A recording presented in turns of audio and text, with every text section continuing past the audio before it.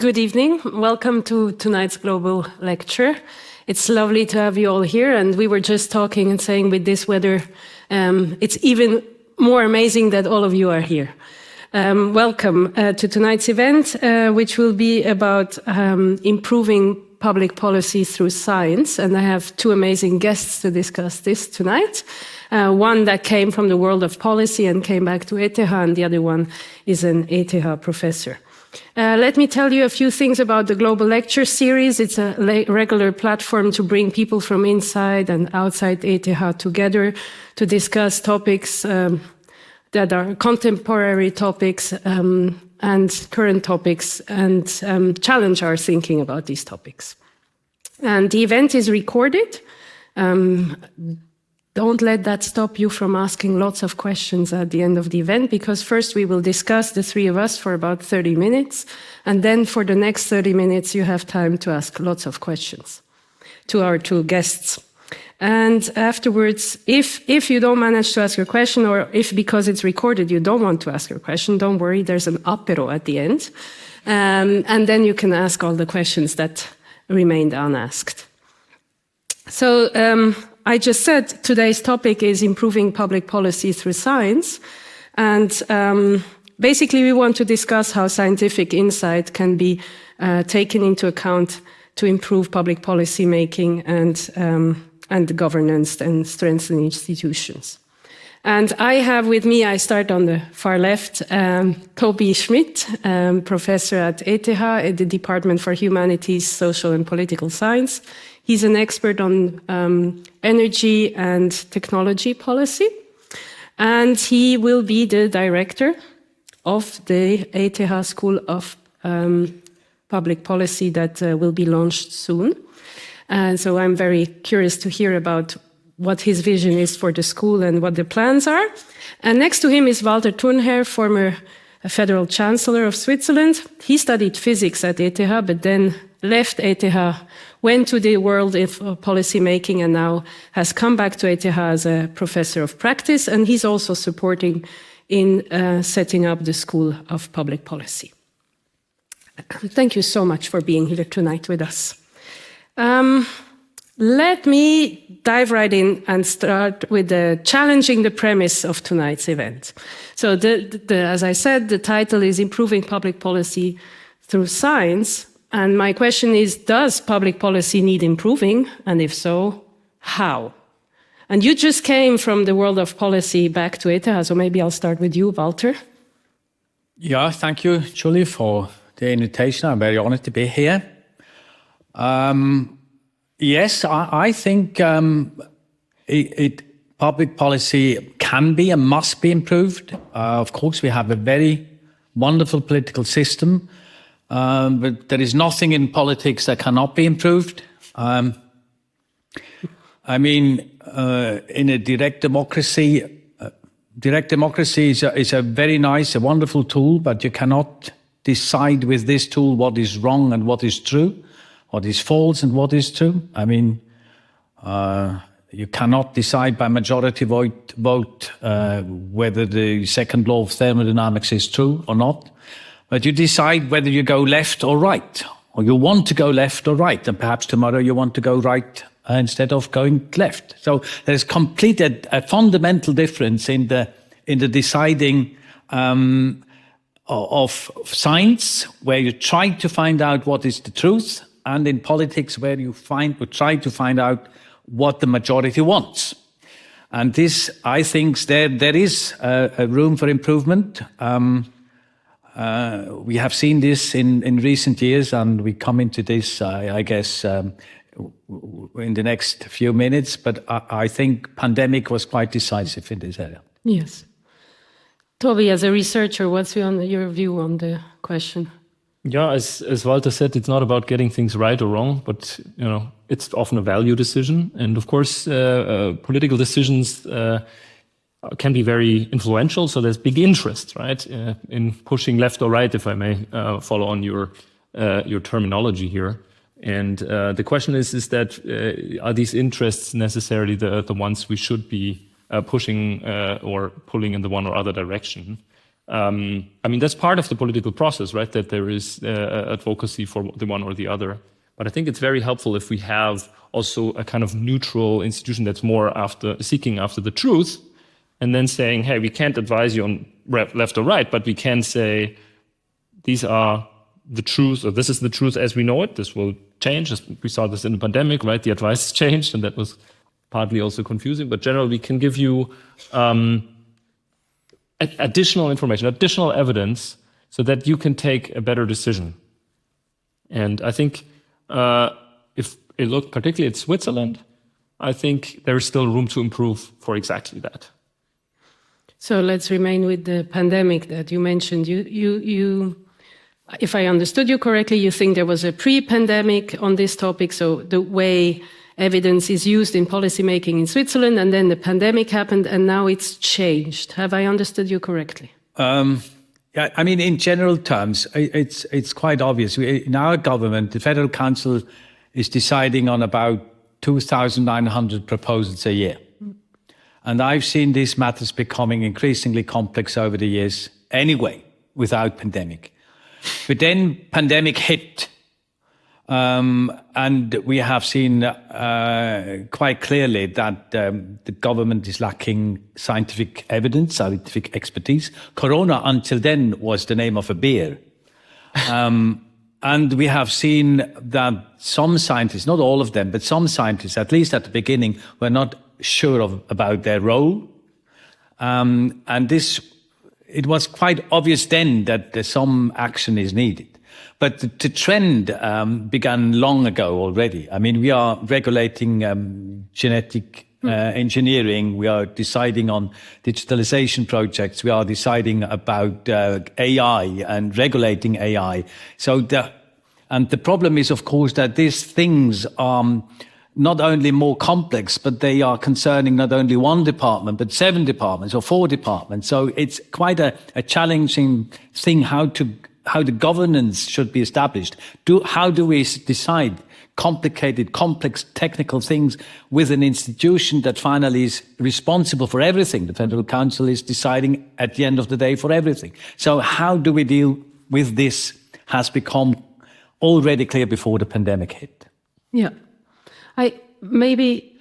So not a question, but a piece of a little opinion from my side is, I think around climate change already there was a lot of scientific mechanisms for scientific advice for policymakers. So it's not new, but clearly with the pandemic it took it broadened. So you mentioned the role of scientists. What is the role of ETH as an institution? Because it's a STEM university, it's a technical university. So you wouldn't think of ETH immediately if you think about dialogue between scientists and policymakers, or would you? To ask me, right? Yes. I would say if we think about our lives, if we think about how things have changed in the last 20, 25 years, that's what I typically ask my students because they're around that age. And okay, they can't think back until, like let's say 5. But if you think you were 5 and if you're now, what has changed? And I mean, technology has become so much more ubiquitous. Digitalization has happened, is everywhere in all aspects of life, in all aspects of our economy and so on. And it's just even accelerating, right? With AI being just the most prominent example here. So I think there is particularly a role for technical universities to play. As Walter said, right, the issues are becoming more complex. They're also becoming more technologized. It's knowledge that cannot, or that traditionally has not been resided within governments. It's developing very fast. Who is at the forefront of these developments? It's technical universities. So if we want to govern these opportunities, these challenges, I think technical universities have to step up and become responsible actors in the science policy interface. Yeah, I agree. So you just said ETH wants to play or should play a more active role in engaging with policymakers, right? What is the model that you see how to go about this? What works, and also what do you recommend? Both of you, right? You coming from the world of policy, so you understand the constraints and the world of policymakers, and you know what's useful to them. And you, as a scientist who has engaged plenty with policymakers, you have also made your own experiences. I mean, the best contribution ETH can make is to provide excellent expertise, and further to explain it in a language that the people understand. It's often a problem of explaining. It's very crucial in a direct democracy how you explain research. And I think if these two fields are covered, well covered, then very much is done already. What I would wish are much more informal and formal channels between policy and science. I mean, politicians are speaking with other politicians, they are speaking with entrepreneurs, they're speaking with business people, international politicians, with prominent actors or whatever, but I rarely see a federal councillor talking to a mathematician. That's a pity, not only for the mathematician. But these representatives of these two worlds do speak a very different language. And the only thing to understand each other is to speak to each other. And if you go into history, if you see what ETH was in the 19th century for the Federal Council, it was the center of competence, the center of excellence. The Federal Council, when they did not know anything, they just wrote a letter to the ETH and said, could you please explain to me what is it all about? Or could you do some research? And it was really a role of the house competence was ETH. And why not play again this role? That would be my wish for the future too. That's a nice vision. In my experience, I think policymakers have different kinds of questions, right? And one of them are to understand the phenomenon that they're supposed to govern, regulate better, right? And that's also what you alluded to, right? But in a way that they understand it. So take the pandemic, right? How fast does the virus spread? How contagious is this variant, that variant? Those kind of phenomenological questions. Then you have often ethical questions following on, right? Should we, like the pandemic was just a case in point, right? Should we really all have to stay at home just to protect those more vulnerable groups? These are ethical questions. These are about values. You can't calculate anything about that. And then the third group of question, in my eyes, once you've understood the phenomenon, once you've understood the ethical implications, then I think it's very much about policy options. That's what I engage a lot with policymakers. So you have three different options, say policy A, B, or C, or policy design A, B, and C, which can all address this or that issue or this opportunity. And then it's about what are my economic costs, what are my economic benefits from this, what are my political costs, right? This is, banning people from or closing schools is politically probably more costly than, installing ventilators in schools and measurements, but it might be economically the other way around. I don't know. But understanding these questions, that requires an additional competence, and that's policy analysis, right? We have to understand the economic, the political costs and benefits. And for that, it's very important, and I think this is a huge opportunity for ETH. It's very important that we not only work together with the policymakers, but that we also bridge the disciplines within ETH, right? And in the task force, that was also the case, right? You had not only virologists, you also had medical doctors, you also had economists, and so on and so on and so on, because the virus doesn't care about discipline A or B, but it has all these implications. And therefore, it's very important that we start bridging also the disciplines at ETH, because as you said, also in the federal burn, you have problems where 3, 4, 5 departments are involved. This means more or less that 3, 4, 5 departments at ETH would have to be involved. So if you're able to answer all 3 of these questions, then I think you can create a lot of value. Okay, let me ask one more question, then I would like to ask you a little bit about the school and your vision for the school. So firstly to you, what are the questions that are really pressing currently in Switzerland for policymakers? What are you said the pandemic, but maybe there's other things that you see. I mean, just take the problem of regulating AI. That is really a huge problem because as in social medias, you have no idea what the social consequences are. You have not only technological disruptions, you often have afterwards some social disruptions, but you don't know where exactly. And we made a huge mistake in the social media. We just tried and just applied. But think before you do something would be a good idea in the field of AI. And thinking is not something you're seeing too often in Bern. So thinking before you're doing, it's often a discussion you see, regulation is bad.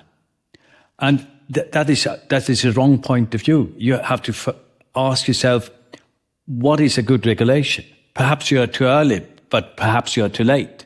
So what is the best approach for regulation?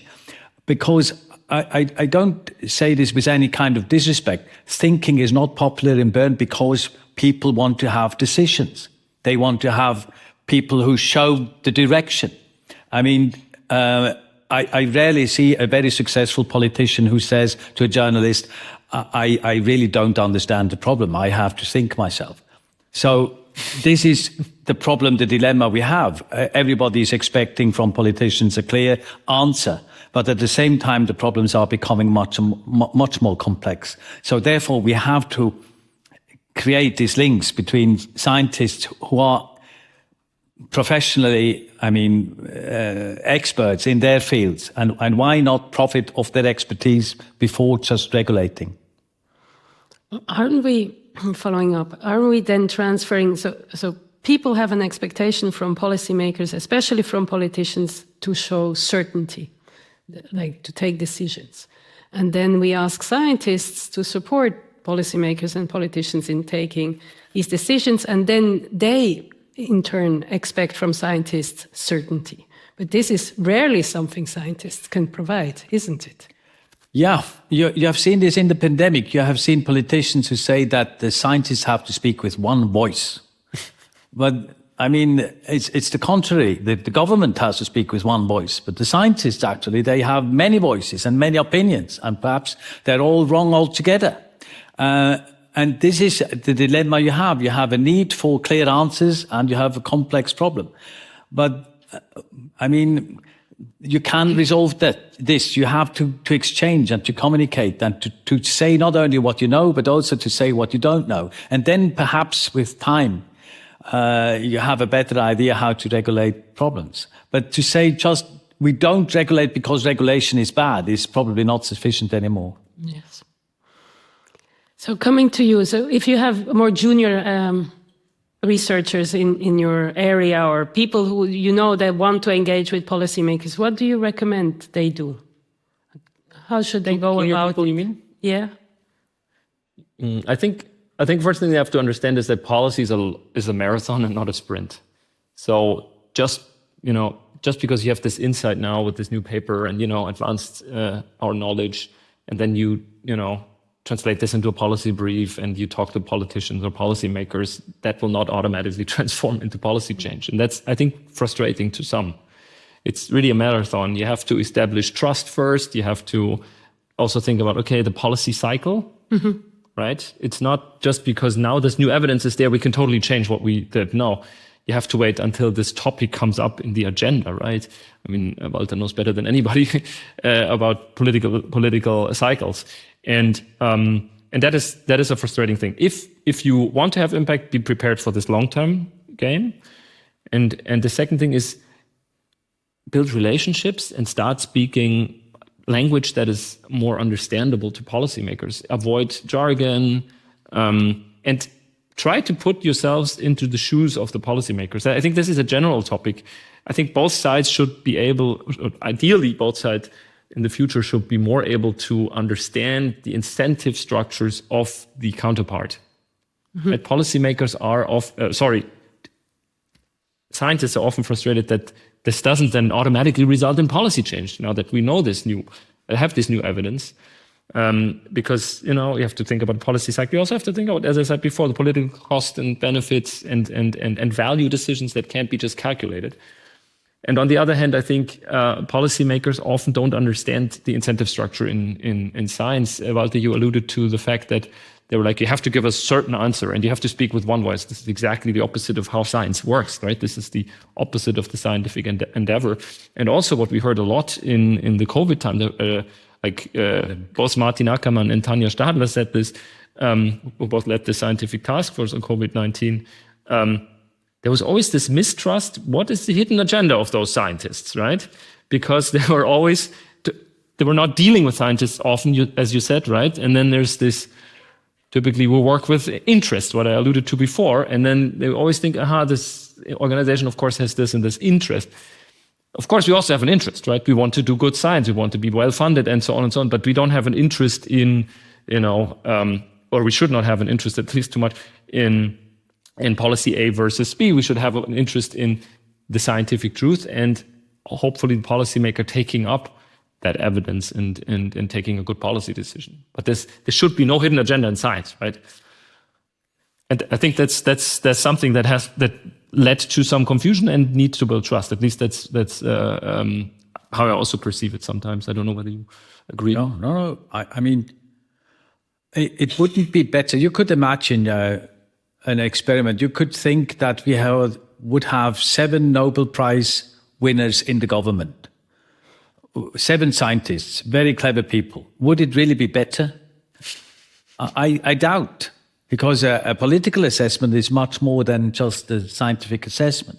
You have to have an idea about the legal requirements you have to change. You have to know how expensive something is. You have to know how you finance it. You have to know how the acceptance of a measure is.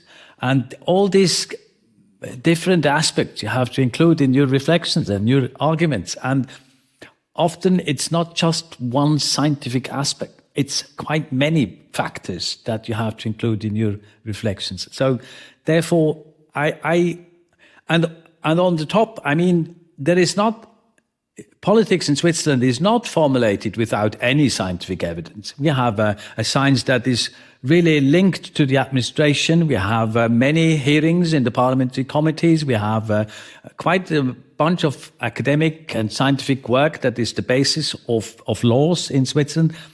But still, there is some growing trend of rejecting scientific evidence when science is bringing up unpleasant truths to the surface. I mean, perhaps scientists in the past were overrated, but nowadays they are confronted with much more hostility if they have unpleasant truths to bring up. It's not very comfortable to say something that people don't like to hear in a direct democracy. So therefore, it's quite a delicate balance. Mm-hmm.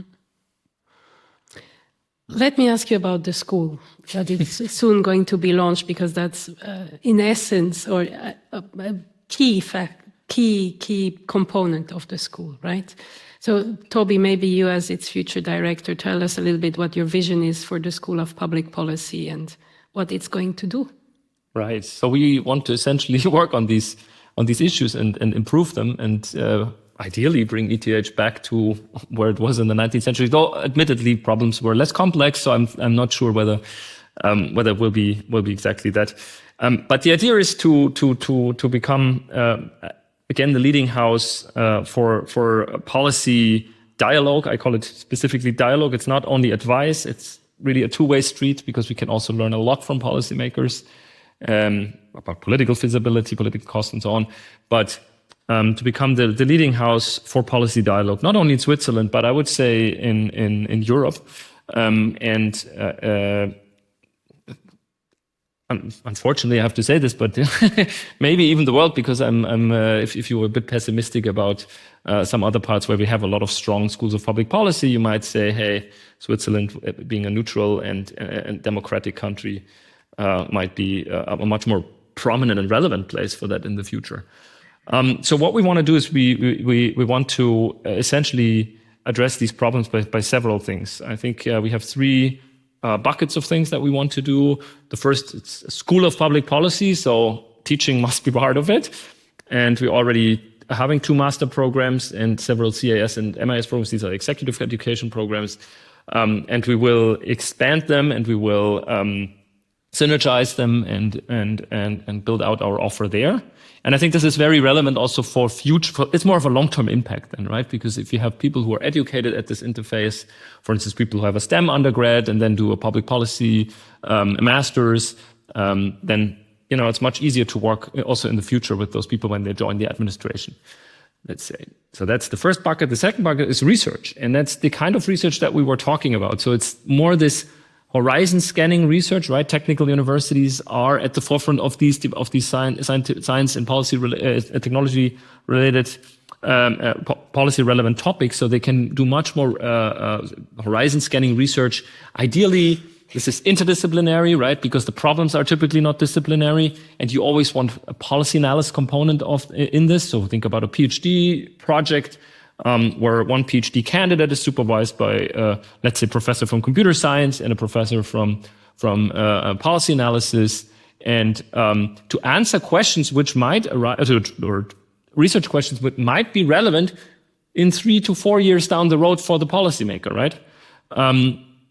Because then at some point these questions will be pressing, and instead of then saying, oh, now we have to do a quick and dirty analysis and just assemble what we have without having thought through things, as you said, we need to think hard about these problems, then we can answer these questions much better.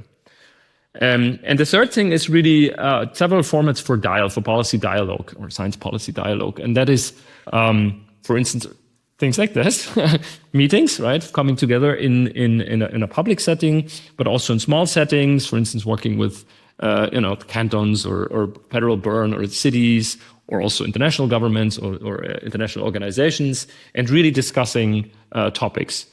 And then also formats which enable the exchange of people. I think this is very relevant.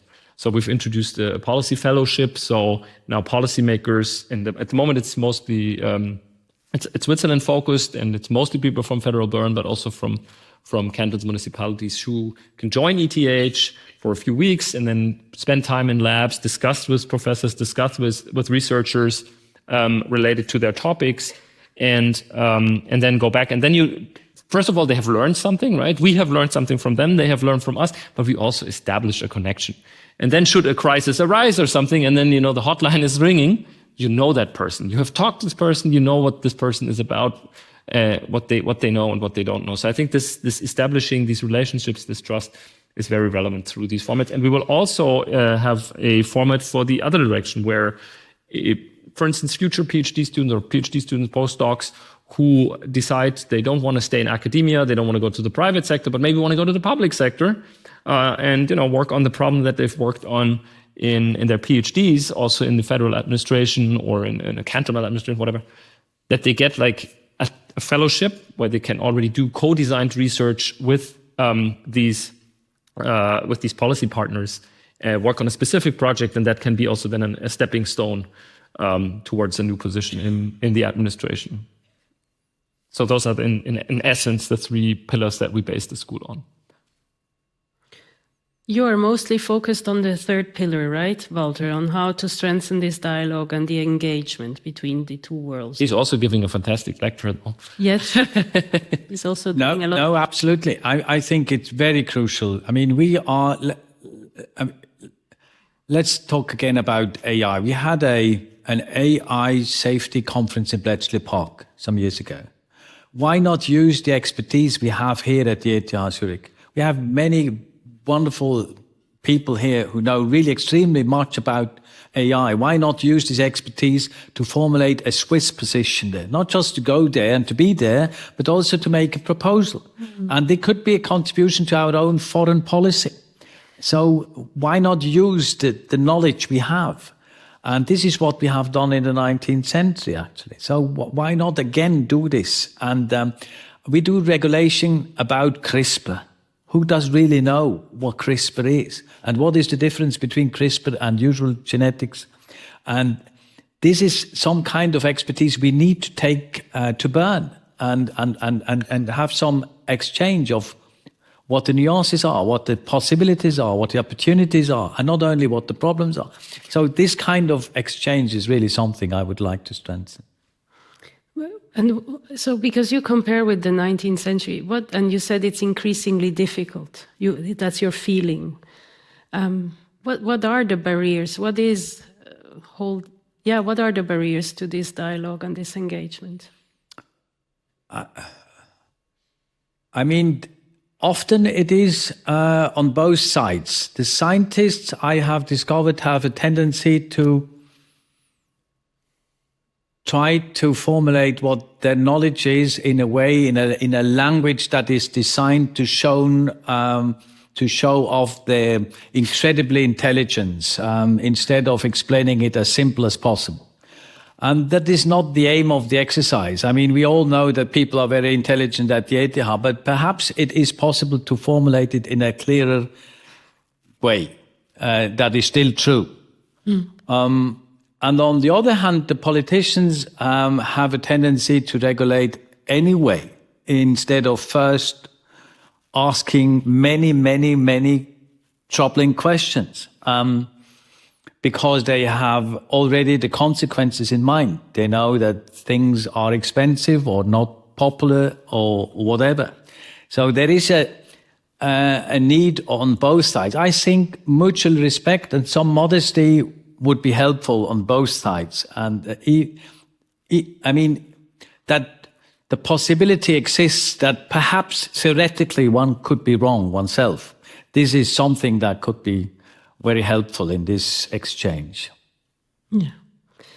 Let me ask one last question, and then we'll turn to our audience, who certainly have lots of questions to you too. And looking forward now, because we looked a bit backward now, looking forward, what are your hopes and maybe also your worries about how this relationship, the relationship between science and policy, will evolve?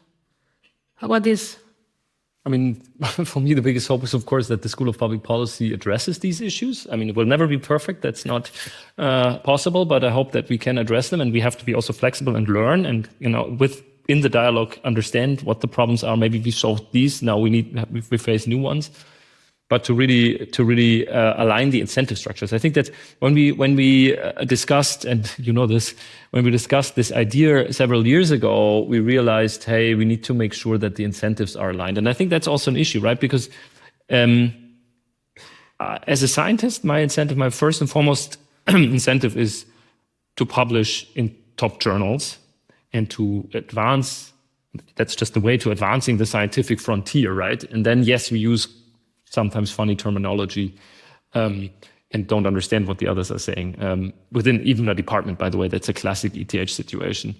My department always thinks we're so special because we're so heterogeneous, because no, it's any department, there's all these experts, and it's often they have a hard time finding a common language. So I think aligning these incentive structures is very important, and I think that's where the school can provide new incentives to scientists. If I think about the typical ETH professor, we're already overwhelmed with stuff. Right? We teach the other function that's very important, of course, teaching. So we teach a lot. Student numbers are rising dramatically. We teach a lot. We all try to do excellent research. We spend a lot of time in our labs, dedicate a lot of resources, brain power to our research. And then we should also affect public policy, and we don't even know how to do this. We were not trained in all of this. And I think if you now have a new institution within ETH that organizes events, that brings you together with people, you wouldn't pick up the phone and call somebody in the federal administration and say, hey, look, can we talk? I have some interesting insights for you. Maybe it's of relevance. But the School of Public Policy will invite that person, if that person is that professor, if that person is relevant, and if there is demand from the policymaker. That's also a very important thing. This supply-demand mismatch that I talked about before, just because you have now a new paper, it doesn't match the demand from the policymaker. But if we do this, if we track the political agenda, at least in the relevant jurisdictions, then we can actually create incentives. We can actually do this in a very lean way for the already overwhelmed professor. And I think that's my hope, that this will actually change how we as ETH, how the chairs, how the groups actually work, so that this research stays excellent, teaching stays excellent, but we also increase our outreach vis-a-vis the public sector. I'm quite optimistic. We have many clever politicians. They know exactly what the ETH can provide. They sooner or later. You have seen this in the pandemic. At the beginning, it was hard, but as the longer it went, the better it went, and the relations between science and policy was instantly a subject in the parliamentary discussions. We have to improve this. It was a motion of the parliament to improve this, and I guess this is a trend. We have seen that there is a problem, and there must be done something. The fear I have is we're a bit too late. We have many problems that require action, and here Switzerland is not alone. So, I mean, the scientific evidence we have in many areas are not very pleasant. So, therefore, we have to really strengthen that, and it might be too late. Okay, take away a sense of urgency, but that could also lead to more action, at least from the side of ETH. So that's a good thing. Let me turn to our audience. You all have microphones next to you in between every second chair. And there's lots of questions already. I also have some students who wanted to ask questions. I'll just start, yes, right over there. I'll gather 2 or 3 questions and then turn back. Please say who you are. I'm Mirko Bischofberger, not a student, so thanks for giving me the word, and thanks for this great evening, and in general for the series. I think it's very valuable to have this series. I would like to come back to the thought experiment, the Gedankenexperiment of 7 Nobel laureates in the executive, right?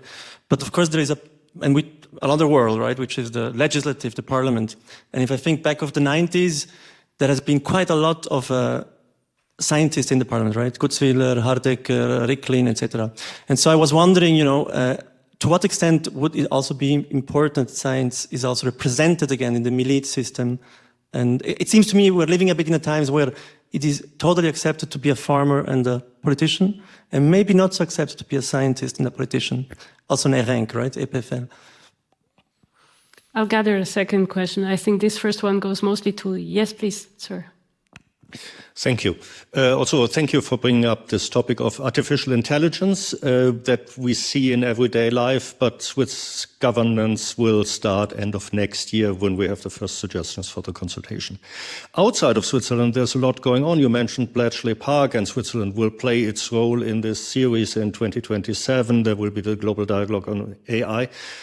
But if our ETH AI scientists start to regulate their own technologies, isn't that a conflict of interest? Or how do you suggest that this can be solved? Thank you. Excellent. I'll take a third, the lady at the back there. Suzanne, and I'm working for setup of the Office of. My question is also about AI, and I think with the rapid development of AI and its societal impact, I think there is a growing need for institutions like ETH, not only to lead in research, but also to guide public understanding and policy. So what do you think does the new school of public policy will strengthen the role or ETH's role as a source of trusted knowledge? And if so, how? Thank you very much. I'll turn back. So we had a question about scientists, politicians, one about a conflict of interest. That goes mostly to you, I think, Walter, these two. It's a very good question. Finally, is it of importance how many scientists we have in the parliament?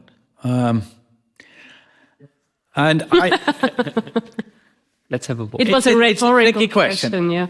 Because we need many good lawyers too.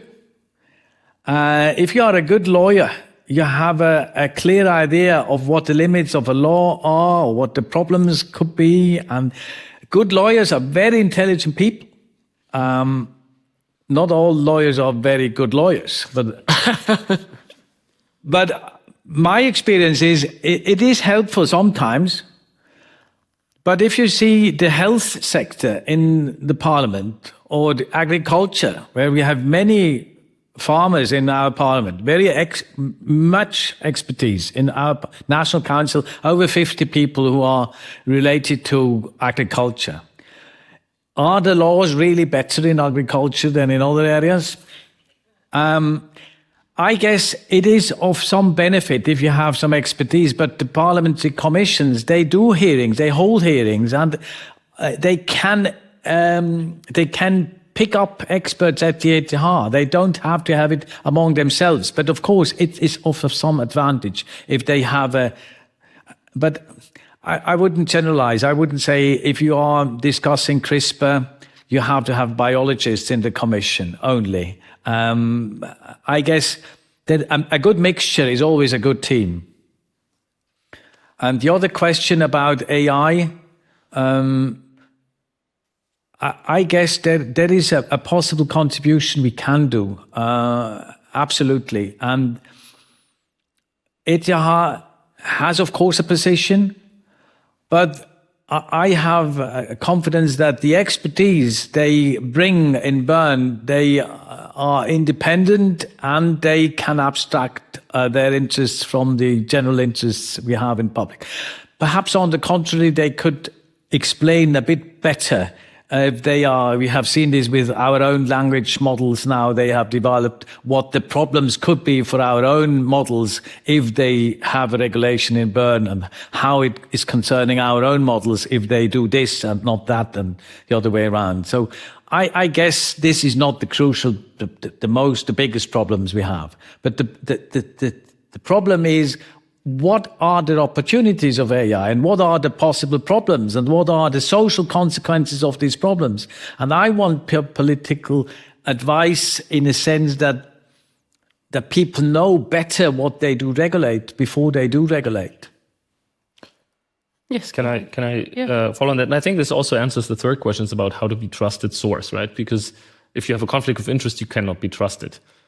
So that's one of the things you have to do. You have to make sure you don't have them. How do you deal with them? I think what you said about CRISPR is important. You don't need only the biologists. I think, and what you also just said about AI, it's a lot about the social consequences. So again, I think the school will not be only giving technical advice and explaining, AI, explaining CRISPR and so on, but it will also then have to provide more expertise. It will have to provide, what are potential societal consequences? What are political consequences? What are economic consequences? And so on and so on. ETH, and people often forget this, out of 16 departments, 2 departments are social science departments at ETH. So we have this expertise in-house. I don't know any other technical university in continental Europe that has that strong technical, and we have more social scientists even in other departments. If we add those up, we have 60 professorships probably in social science and humanities, because there's also ethical questions, right, related to that. So what's really important is that we don't have to speak with one voice in the school, right? Again, this is not how science works, but we have to come to a balanced position, and we can organize these formats, these roundtables, where also you can think about, how does AI work? How does how does this and this model work? What are ethical consequences? What are societal consequences from a sociology perspective, from an economic perspective, from a political perspective? So I think we have to cover all of that to be actually, to avoid the conflict of interest, right? Because then suddenly you will have people who say, yes, but be careful. There are these societal consequences. Just because you profit from this model, you should still care about them. So that it's done within that, within ETH, and thereby then you also become a trusted source. Excellent, thank you. Yes, Elise. You have to press the... Yeah. Perfect. I have to keep it on. Elise, that's my name. I work at ETH Zurich, but I studied public policy and then I work in a federal administration. So I'm just very interesting to ask, from the scientific perspective, we've seen with the COVID task force, and you both mentioned this maybe sentiment of mistrust or people cannot really talk to each other because they're so offy to one another. And my question is also for the School of Public Policy, what is the current buy-in of academia in relation to public policy, how they can work with policymakers? And when I say policymakers, it's parliament, it's the different commissions, but also people like judges, another side of people who de facto also influence policymaking and the public administration. So what is to change or foster in academia to change the mindset, foster this culture of dialogue? Thank you. I'll take one more question. There was a hand. Yeah, sir, please. Yes, thank you. My name is Philipp Biri. I work in the rec staff at ETH Zurich. Thanks for the discussion here. I missed one point. I would like to hear the opinion of the two professors here. It is about the public, about the people, because I think we have many good instruments between the higher education and the universities and the politics. But I think, you know, the public maybe lost a bit of trust into science. And at the end, it's the public that votes for the politicians. And maybe the politicians, they know a bit, they listen to the scientists, but they also listen to the public. And how can we influence that the public gain again trust into science? I'll turn back to my panelists. I see them nodding, so... It's a very good point. I mean, that's why I said at the beginning, it's very crucial in a direct democracy how you explain your own research. And this... that scientists address the public is really very essential. People are not stupid in Switzerland. They really are not stupid. They know exactly maybe something is wrong. Perhaps they cannot explain everything about CRISPR, or they cannot explain everything about whatever technology you discuss with them.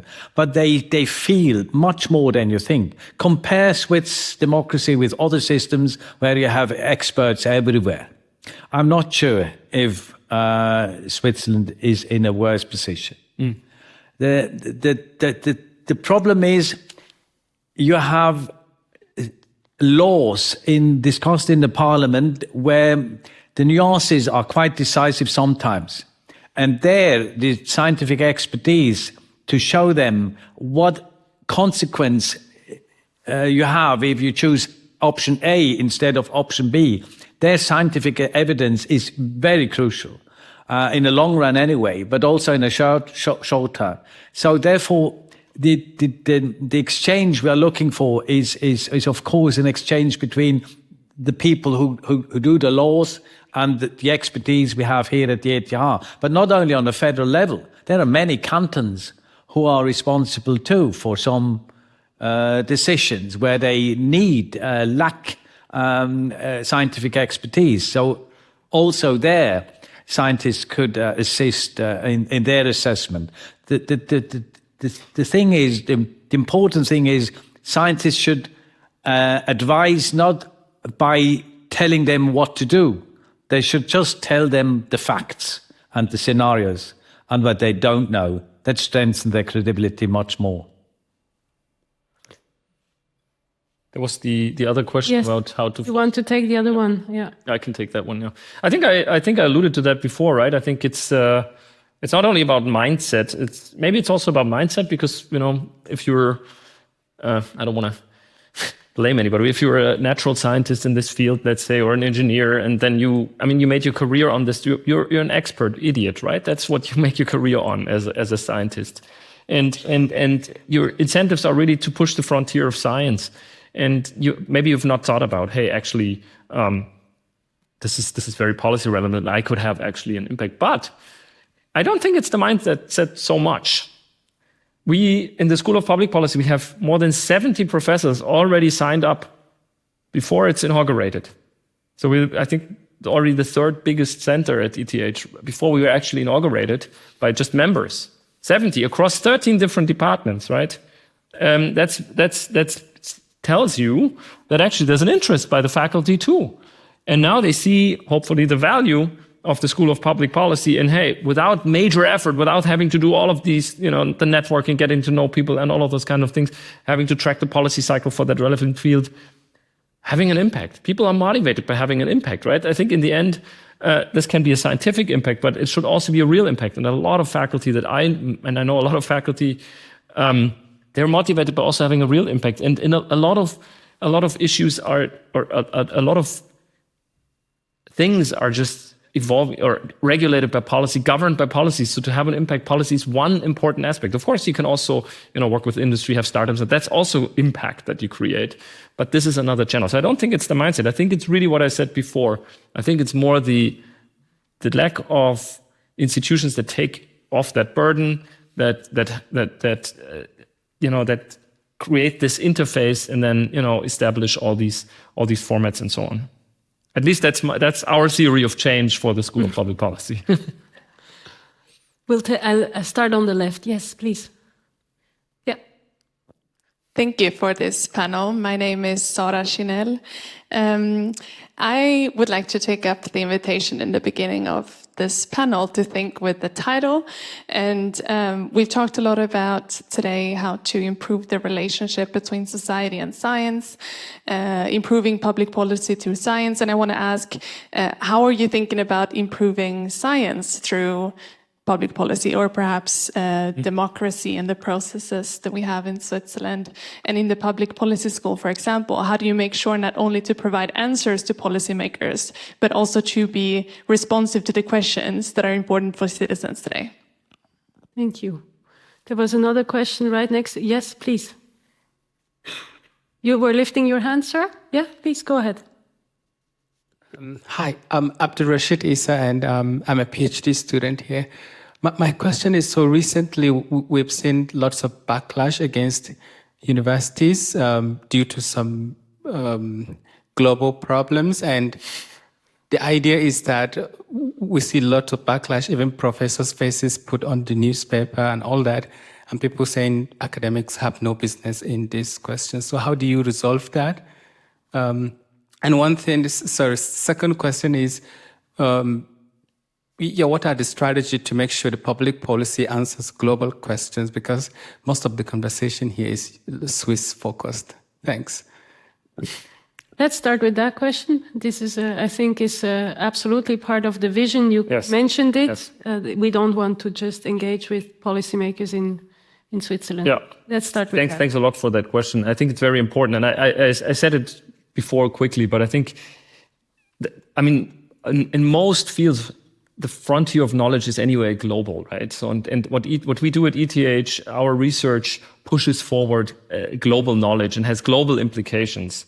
And Switzerland is a small country, but I think we can have a much bigger impact than just Switzerland. And as you said, these problems are also not all local. Very few problems are purely Swiss or Switzerland focused. We have a lot of global problems where we can play a role still. And I think ETH defines itself as a global player on the research and teaching side. We have one of the most international faculty in the world, I think, and also PhDs. We have a lot of international PhD students and so on. So it would not make sense to not also engage globally. But of course, having said that, federal burn, but also the lower levels of governance in Switzerland are still a very important stakeholder. And I think that's also, it's for the school, we really have the Swiss focus, but also the international focus. That's but of course the it's just a 1 hour train ride to Bern and the 3 hour Bern ride to Geneva. But even that is a huge advantage, I think, that we have international Geneva just so close. The only place I can think of where it's so close is maybe the East Coast, right, where you have Washington and New York aren't that far apart. But so that's the first. Academics have no business. Do you wanna answer that? The backlash from populists. Of course there is a backlash, but at the same time, populists are not always wrong just because their opinion is popular. Sometimes populists are touching a point that is very crucial in a direct democracy. As I said at the beginning, one should just make a difference between things that are decided in a direct democracy. You cannot, I think there was Kentucky once in in the 19th century that decided that the pi should be 3.4 instead of 3.14. But usually you cannot do this in a direct democracy. So you have to make a difference between these areas. But of course, if there are politicians who declare universities as enemies, this is a very dangerous tendency. One should really watch out. Academic freedom is very important. But at the same time, it is also important for scientists to know what their role is, and perhaps also to better understand what policy looks like in Switzerland. I have discovered this in my lecture when I asked who is the president in Switzerland. Only about 30% knew. I mean, it's a very nice thing if you don't have to know who the president is of your country. But if you see then even professors at the ETH who do not know that some offices are not independent, but part of a department, and they are not independent, then of course you think maybe there is some room of improvement here too. Just how is work ticking? How is Bern ticking? How do they do policy there? So there is room of improvement on both sides, and not only on the populist side. Yes. Quick follow-up also. I think this role that we as scientists have is very important. And one thing we should not do, in my eyes, and I think where the School of Public Policy will not give you advice on, but give you the opposite advice, is trying to play policymaker, trying to play politician, even worse. I think we're very bad at that, actually, because, as you said before, they're not stupid, and it's a completely different game in itself, and we're not educated in this game. And therefore, I would really strongly advise everybody against doing that, because that also can hugely back, because we will be bad. Very likely we will be bad politicians. I mean, unless we start, going through the process. But just without any elected office or something, just try to play politician might backfire dramatically and undermine the trust in science. That's kind of related to the first question was about how policy could improve science also, and institutions, if I understood correctly the question. Yeah, I think it's a very important point. I don't know if our public school could improve science or that politicians could improve science. Science is a completely different area. But the reflex to think about the consequences, or to communicate to politicians, or to communicate towards the public, that is an effect we try to improve. I think there is not only recently, but since a very long time, a growing tendency to bubbles also in universities. You are in your scientific expertise, in your bubble where you some 3-4 experts who know exactly the same field as you know. But one has to think about the public sometimes. I think in Great Britain they have the wonderful tradition of Christmas lectures. And I always find this very astonishing and very surprising how professors who really understand their field are also able to communicate in a language that people can understand. And I would really wish to see more scientists here in Switzerland too that are able and like to explain what they're doing in their research. In this sense, there is perhaps an influence we can establish, but not in the sense that improving science. That I don't believe. I disagree with that, because in the... we have 1 more minute, and now finally it's interesting. Finally disagree now. I just disagree to disagree, no. But he's wrong. Of course. So here's the wrong answer. That's always with Walter, it's always like that. I think that's true for maybe the natural sciences and maybe also engineering. But I think for the social sciences, you can learn a lot from policymakers. They ask good questions that you have not necessarily answered. I mean, I'm an engineer turned social scientist, right? And literally, I have written papers in top journals where the idea came from a dialogue with a policymaker. So I think you can improve at least the policy analysis part. That's a very clear feedback. That's also why I like to talk to policymakers. I like to understand what the questions are and what really, is the pressing issue. And the other point is, I think the more we learn to do that, what Walter just said, to speak this language, to interact, I think this is also, if you think about the long term, this is very important for ETH as an institution, right? We are in a very blessed position. It's unbelievably, we're in an unbelievably or blessed position. We get, I don't know the exact numbers, but far north of 1 billion francs every year, right? To do research, to educate, and this comes from the taxpayer. This comes through the federal government. This is fantastic. If we lose, and there are these tendencies, right? You alluded to that. If we lose the trust with the policymakers, we cannot take this situation. We cannot take this fantastic situation for granted. And I think that's another reason how, indirectly in the long term, this dialogue can help foster excellent science in the future. Thank you so much. We run out of time. There's so many other questions we could. You wanted still to pose. I'm very sorry I couldn't give you all a chance, but we have apero. Are you staying? Yes, you're staying, right? No, okay, excellent. Actually, I'm here only because of the apero. Yeah.